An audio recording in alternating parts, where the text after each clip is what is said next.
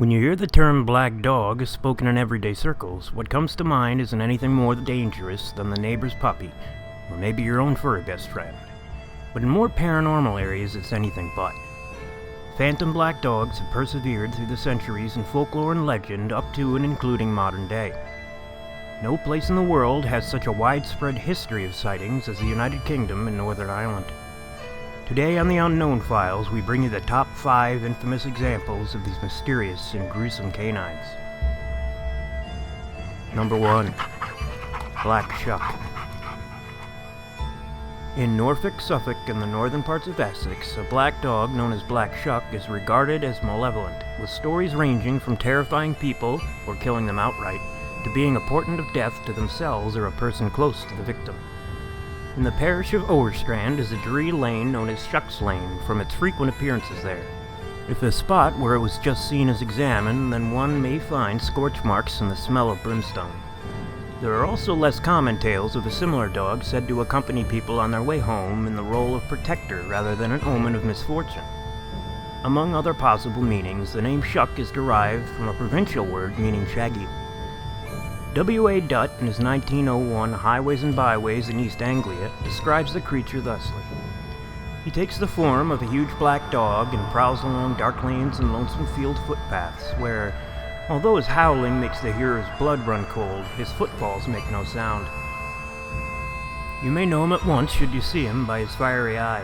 He has but one, and that, like the Cyclops, is in the middle of his head. But such an encounter might bring you the worst of luck. It is even said that to meet him is to be warned that your death will occur before the end of the year. So you will do well to shut your eyes if you hear him howling. Shut them even if you are uncertain whether it is the dog fiend or the voice of the wind you hear. Should you never set eyes on our Norfolk snarly owl, you may perhaps due to his existence, and, like other learned folks, tell us that his story is nothing but the old Scandinavian myth of the Black Hound of Odin, brought to us by the Vikings who long ago settled down on the Norfolk coast. In May 2014, a large dog was excavated at Leiston Abbey by Dig Ventures, which was then again noticed in the parish newsletter and then in the East Anglian Daily Times, which ran a tongue-in-cheek article asking whether they were the remains of Black Shuck. The article in the East Anglian was then picked up by the Daily Mail, which reported that Black Shuck was 7 feet tall, a figure they also used in describing the skeleton, which, they said, would have stood 7 feet tall on its hind legs. The International Business Times and Yahoo News both reported the skeleton to be Black Shuck. Dig Ventures itself unequivocally denied claims that the dog was Black Shuck, stating that it was 72 centimeters tall, around the size of a mastiff. Carbon dating of the bones indicated a date of either 1650, 1690, or 1730 and 1810, or post-1920. And the animal was likely to have been interred when there was no surface trace of the original building remaining. East Anglian poet and songwriter Martin Newell wrote about the discovery and retold some of the stories he heard from locals while preparing his epic poem Black Shuck, the Ghost Dog of Eastern England. Number 2. The Hellhound of St. Mary's, Bungay, England. One of the most notable reports of a phantom black dog is of his appearance at churches of Bungay and Blythburgh in Suffolk. On the 4th of August, 1577, at Blythburgh, Black Shuck is said to have burst in through the doors of Holy Trinity Church to the clap of thunder. He ran up the nave past a large congregation, killing a man and boy, causing the church steeple to collapse through the roof. As the dog left, he left scorch marks on the north door, which can be seen at the church to this day. An encounter on the same day at St. Mary's Church was described in A Strange and Terrible Wonder by Abraham Fleming in 1577. This black dog, or the devil, is such a liaress. God he knoweth all, who worketh all. Running all along down the body of the church with great swiftness and incredible haste, among the people in a visible form and shape passed between two persons, as they were kneeling upon their knees and occupied in prayer, as it seemed, wrung the necks of them both at one instant, clean backwards, insomuch that even at a moment when they kneeled, they strangely died. Fleming was a translator and editor for several printing houses in London, and therefore probably only published his account based on exaggerated oral accounts. Other local accounts attribute the event to the devil. Fleming calls the animal the devil in such a likeness. The scorch marks on the door are referred to by the locals as the devil's fingerprints, and the event is remembered in this verse.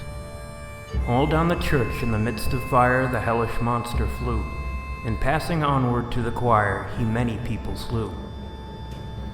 Dr. David Waldron and Christopher Reeves suggest that a fierce electrical storm recorded by contemporary accounts on that date, coupled with the trauma of the ongoing Reformation, may have led to the accounts entering folklore.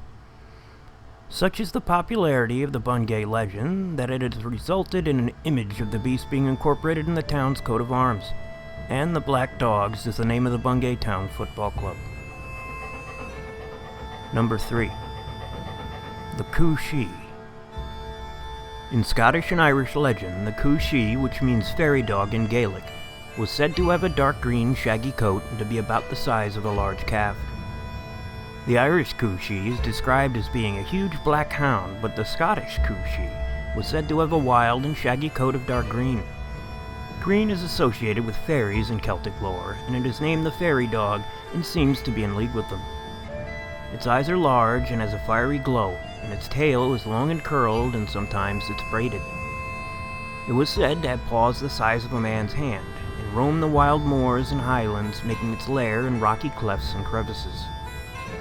The creature is capable of hunting silently, but will occasionally let out 3 terrifying barks, and only 3, that could be heard for miles by those listening for it, even far out at sea. Whoever heard the howling of the beast had to reach a place of safety by the 3rd howl or be killed by the sheer terror. When their barks are heard, men also would lock up women who were nursing babies.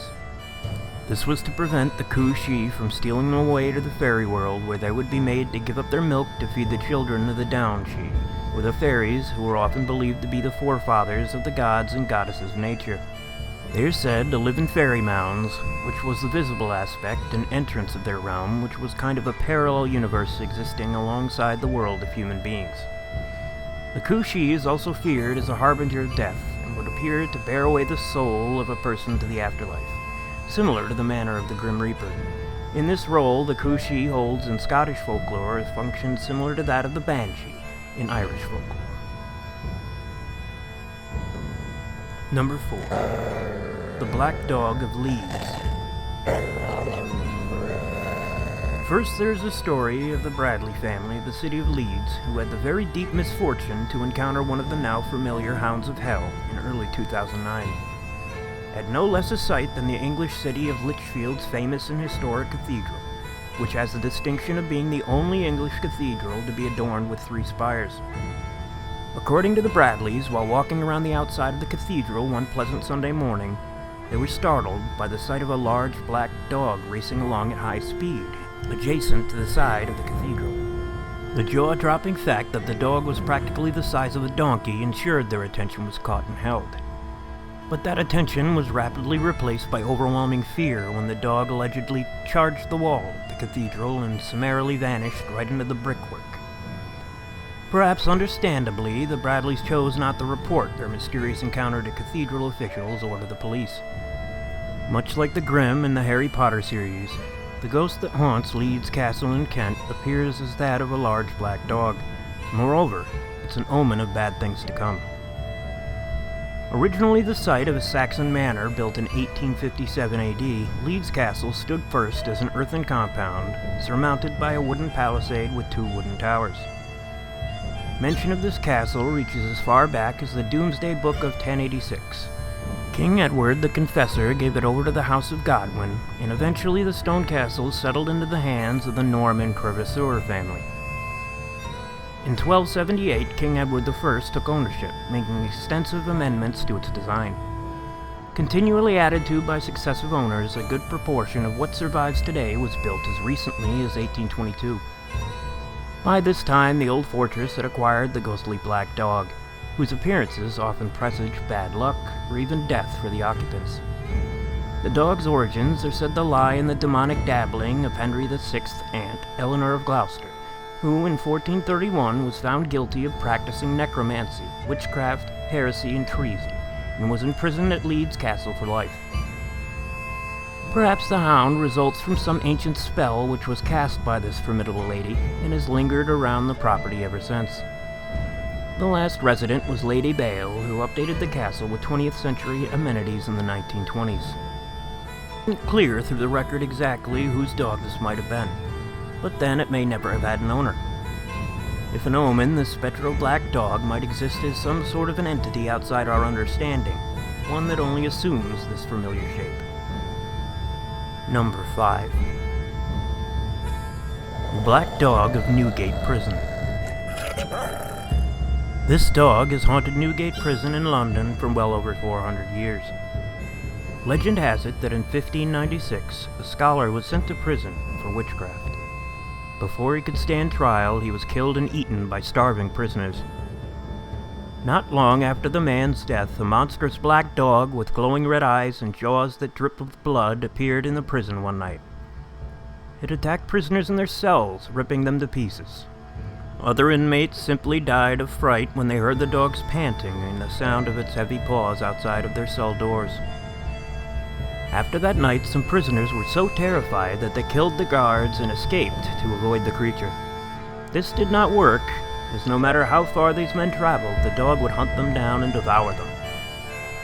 The dog did not stop killing until all of the men who took part in the murder of the sorcerer was dead. This was not the end of the Black Dog of Newgate, as it continued to appear around the prison, acting as a death omen by always appearing on the eve of executions. When the prison was demolished in 1902, people thought that the dog would simply disappear. But even today, people report sightings of a black dog-like shape around where the prison once stood, and how it fills the air with the scent of death when it appears. So there were 5 haunting tales of phantom black dogs. Make sure to like, comment, and subscribe for a closer look at the world of the paranormal and unknown each week on Mondays and Wednesdays. Take care, everyone.